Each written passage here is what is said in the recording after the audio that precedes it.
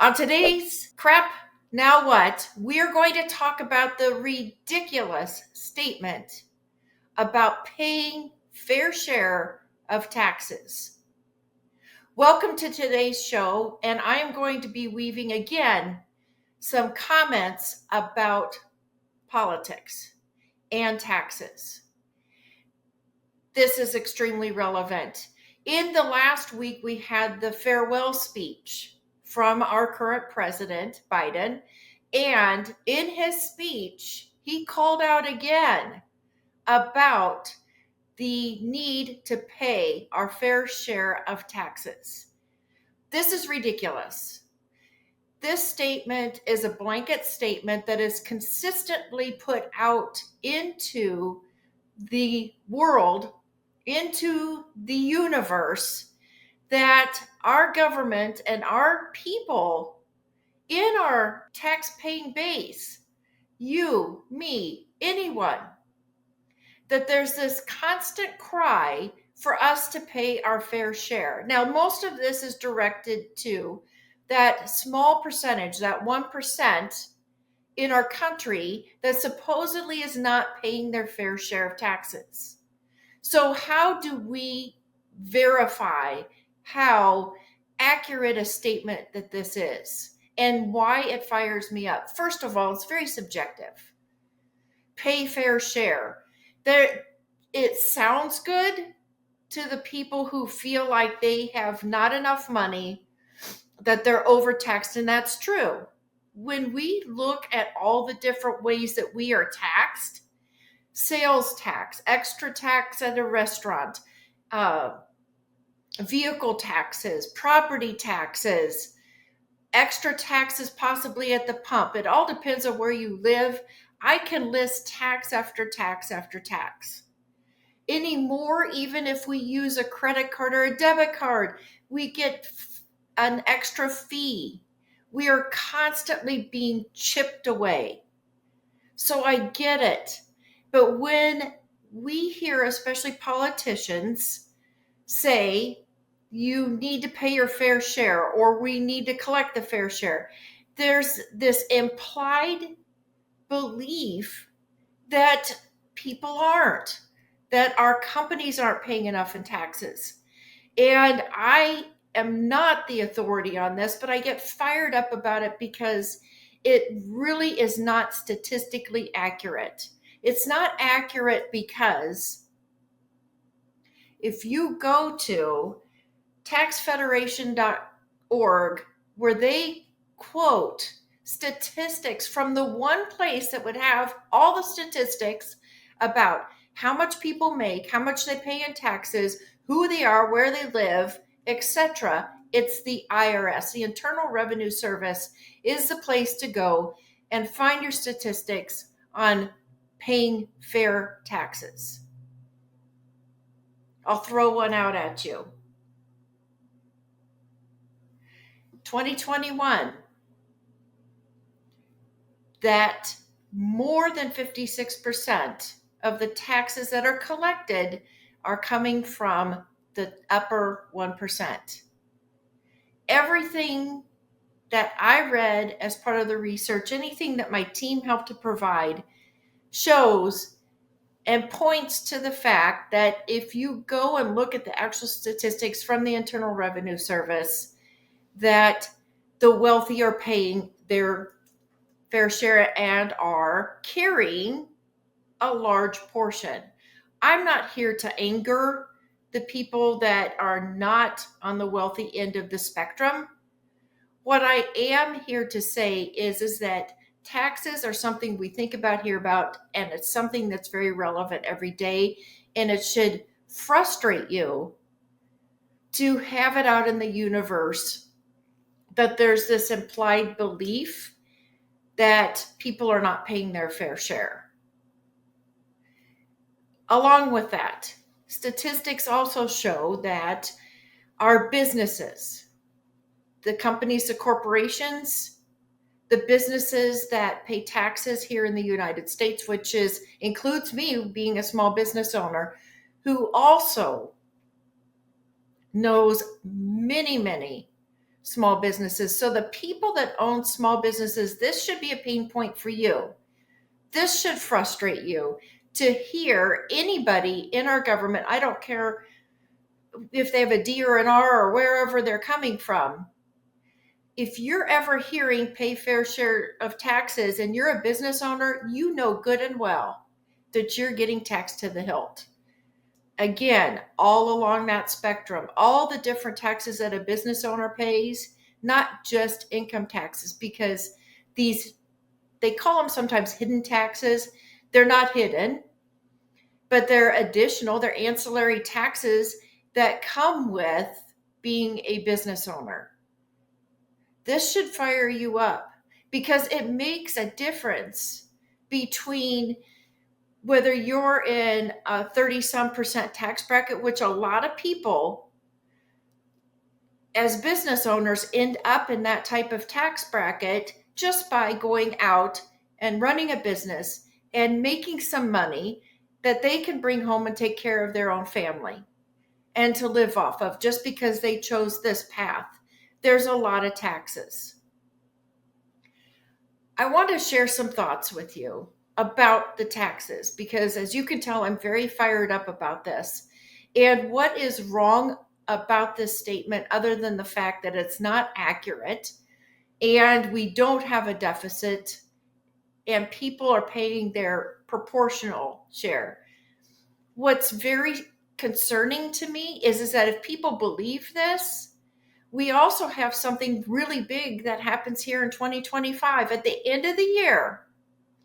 If the previous tax cuts from the original Trump administration, if those are not re-upped, then they go back.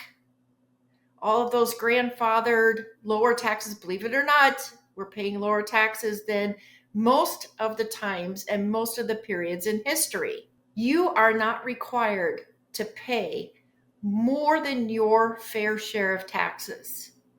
And why that statement fires me up is that it is so subjective, it is so alarming, because every person in our country, every company in our country who is paying taxes is not required to pay more than their fair share. Everyone has the right to tap into, to utilize, to shift their dollars in a strategic way, not illegal, but in a way to minimize their taxes, to even minimize their tax bracket. Everybody has that right.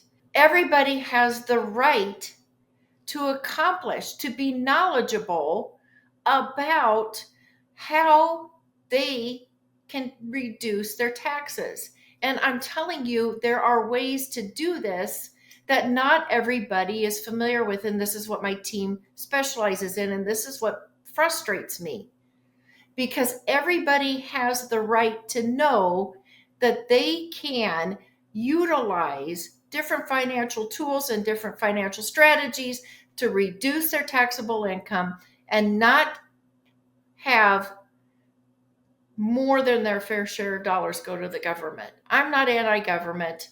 I am not anti any of the programs that rely on the taxes, but I am pro-people. I'm pro-people being able to have the opportunity to know ways and take advantage of ways.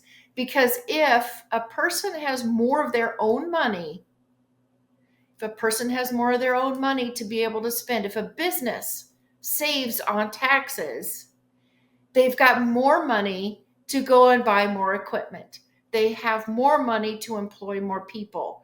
If a person and a household moves in a way that they're paying less taxes, then they have more money to put into the economy. Yes, I'm probably giving away a little bit about how I think about businesses and economics and taxes and different things along those lines. But it's not like we would just sit there and squirrel it away and put extra money away in a box. We're humans, we're business owners, we're people. If we save money in one place, we put it in another. Very simple. So let's go back to a quote that I've shared in this format in this podcast before, because it's very relevant. We're about to switch hands in our government. We're about to have Trump back in office, and he also will be, with his team, also be looking at, of course, those tax cuts that we had in his original administration. Right now, too, are the Senate hearings for all of the key cabinet positions. That's very relevant too, and you should be informed about who is going into these positions and what their plan is, because these are the people who help to guide the different portions of our government and utilize the tax money that they've collected from you and me, the corporations, everybody, rich or not so rich, anyone, and how they're going to use those tax dollars. And you should be informed about that. Learn in hand. I love this quote. I use it all the time to share with people as to why they should be open-minded to learn about strategies to save on taxes. In America, there are two tax systems, one for the informed and one for the uninformed. Both are legal. This is learn in hand. We're going to go on with this because it is very relevant, and part of the reason why I get so fired up. Anyone may arrange his affairs so that his taxes shall be as low as possible. He is not bound to choose that pattern which best pays the treasury. There is not even a patriotic duty to increase one's taxes.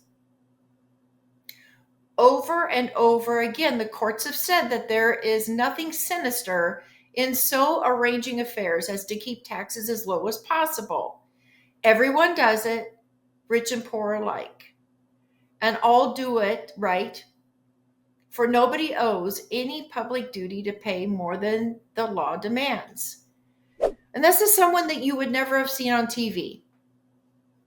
This is Learned Hand. He's a former U.S. federal judge from 1872 is when he was born to 1961. So he passed away before I was even born. This is still highly relevant to you, to me, to know that you have these opportunities in front of you.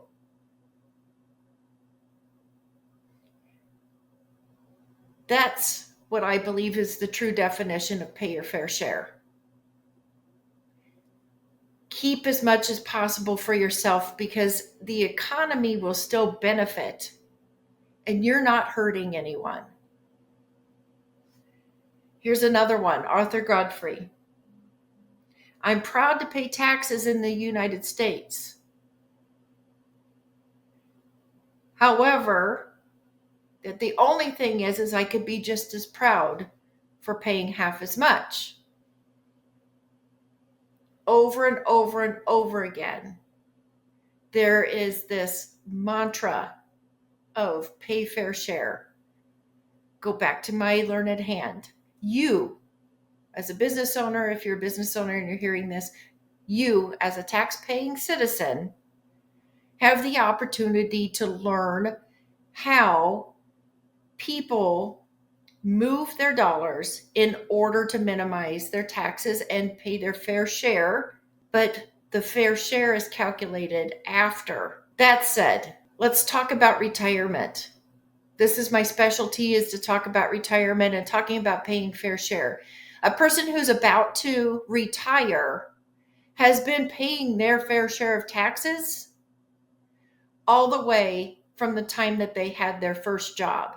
Many people that are in that group of being in their 60s and starting to go into retirement started their first jobs begging groceries, delivering newspapers, babysitting. Babysitting wouldn't have been taxed, but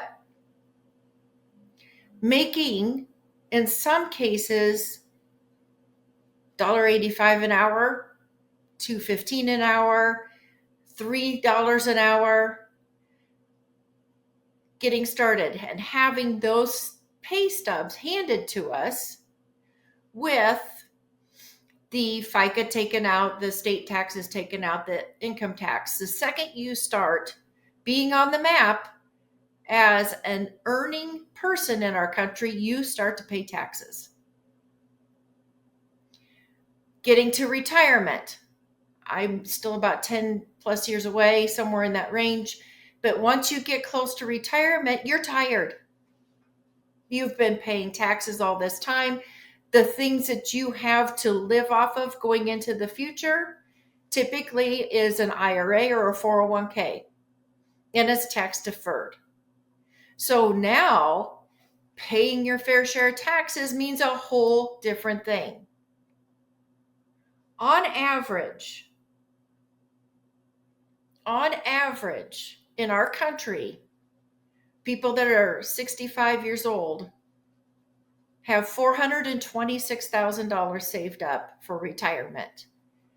This is problematic from a lot of angles. If you are not in this majority, you heard this 426,000 and you say, "Oh my gosh, I'm so highly underprepared from that figure." Yes, you are.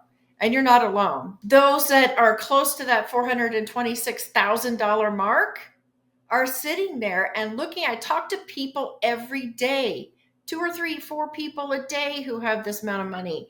And it took a lot to get to that amount of money, to project the ability to be able to live comfortably in retirement.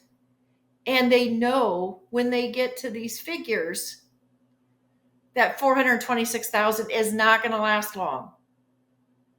And that's a problematic situation. Let's start talking about taxes on that.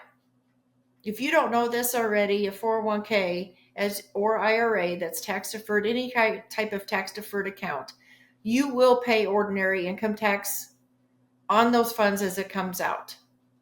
If you're in the 22% tax bracket, which is pretty normal, 22% is going to be taxed. If you get into your 70s, now it's age 73, and you have not been draining these accounts and you've saved them up, you are going to be required to take a minimum distribution from that account. It's called an RMD. In a sideways way, that's a tax. Being required to take funds out of your retirement is our government's way of saying, you've squirreled this money away. Congratulations. You have avoided paying taxes on this money. Now we're going to figure out how to get it. If you forget to take Social Security by the time you hit age 70, because you maybe forgot, not a lot of people forget that one. If you've deferred and you've put off taking your Social Security, there are penalties too. Hidden taxes everywhere. And again, that's why I get frustrated with pay your fair share. That is such a blanket comment,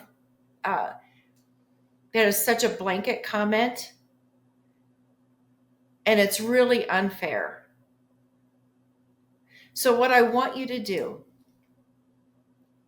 first of all, comment. Reach out with individual questions. Everybody's situation is a little bit different. But what I want you to do, and I want you to know, is that there are ways for mainstream America especially to learn about other ways to be able to reduce their taxes, especially on those tax deferred accounts, ways to shift those dollars so that you get to enjoy more. You've waited all this time and worked so hard. You deserve the opportunity to never run out of money. You deserve the opportunity to have that money protected because it's your nest egg. You deserve the opportunity to live comfortably rather than to make sacrifices. And living comfortably in a household that maybe saved up about that $426,000 is not mathematically okay. If somebody is used to about $100,000 coming into the household, suddenly dropping down to 50, 55 or 60, so that a person is avoiding running out of money, means sacrifices. And that's nothing to get excited about.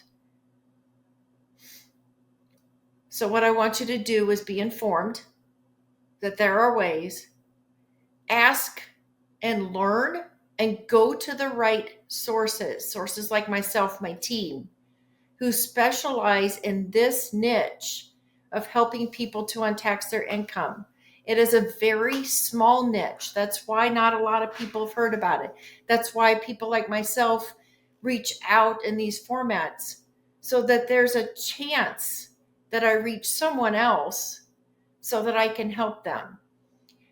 The ways that you can be helped to reduce your taxes are life-changing for you, and you are still living within the law, living within guidelines of being fair and not doing anything wrong. If you're a business owner, take the time to do your research. Your CPA might not know everything. There's limits within some of these. Your financial advisor might not know how to do anything more than the standard plans.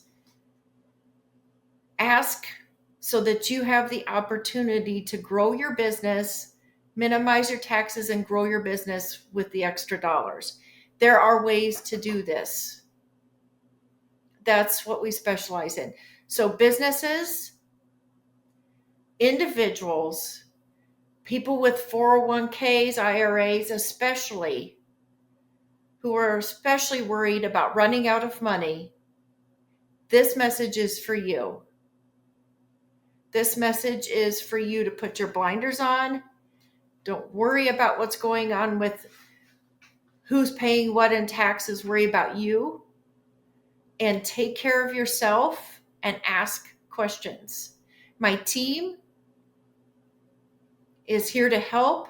I have resources that you can't even imagine. We're going to continue to share those things. But the spirit for you is that this is for you to be informed and take care of yourself and your company. If you like these messages and you're finding these to be interesting, please continue to follow this podcast. I will be bringing on special guests with different twists on this that will be sharing some of their own stories. And I'm really excited about you to hear these things, because it's one thing for me to be constantly coming out at you with do this, be prepared, be informed, no. But it's another thing for you to hear from people about some of these examples. I'm very excited about that. On socials, you can find the website, Go Blazing Star. Anything else that says Blazing Star comes from me as well. We want to help to set your future as you can blaze a trail for yourself and your family. Again, these are my opinions. They're knowledgeable opinions. Sometimes I go off road a little bit. Always look at your own particular situation, reach out to professionals as needed, whether it's an attorney, a CPA, or a financial advisor, or if you would like to talk to our team to see what we can be doing for you. You deserve that. You deserve to make 2025 your year to move in a direction that's going to allow you to enjoy more of your dollars. Thank you to Caleb, my producer, who makes these things look good and gets it out there in the media. And I look forward to sharing with you more of these messages and sharing with you some of the upcoming guests. Thank you very much. Okay, So if you're still listening to this podcast at this stage, this is the boring stuff. This is the disclaimer. And I'm doing this because, yes, I do care about who you are and what you do with your money. And I'm going to be here to help give you some ideas. However, these are just ideas, they're theories. Sometimes these are ideas that are coming into my head based on what's going on in the world at this time, and they're not necessarily specific financial advice. I do encourage you, if you decide to do anything with your money, make any changes, seek the advice of a professional. You're welcome to follow up with me or with someone else, and make sure that what you're doing is something that fits with you, your lifestyle, your finances, and it's a strategy that's specific to you. Again, these are ideas and concepts. Do not necessarily take these as specific financial advice and follow it directly without having a full education.